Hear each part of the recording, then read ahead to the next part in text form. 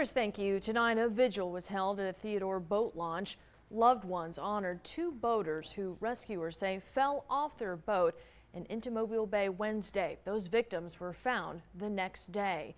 NBC 15's Rachel Wilkerson spoke to both victims' families tonight. Rachel?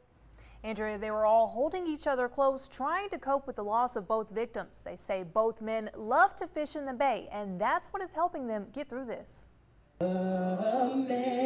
This is for Tyron and Anthony. Sing grace, how sweet the sound. Tears, candles, pictures, prayer, and what loved ones called a celebration of life for 20-year-old Tyran Edwin. He was a, pretty, upstanding young man. And 37-year-old Anthony Terrell. He was a good man. He was a good brother.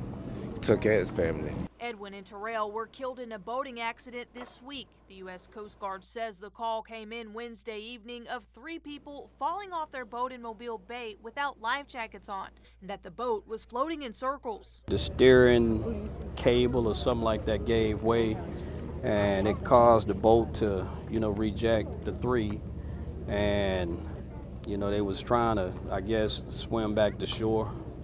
And from what I heard, the location it was out there in the water, that probably wasn't possible, unless, you was a Navy SEAL or something like that. Rescuers say the third boater was rescued by a Good Samaritan vessel on Galliard Island, but the search continued for Edwin and Terrell. For anybody else that's out there, thinking about getting on a boat, make sure you have your safety gear, safety vests. I think, if they would have had safety vests on, we may not be here right now. Their bodies were discovered the day after they went missing. A painful situation for these families, but today they both had a smile on their face and say they have comfort knowing Edwin and Terrell were doing what they knew best, fishing.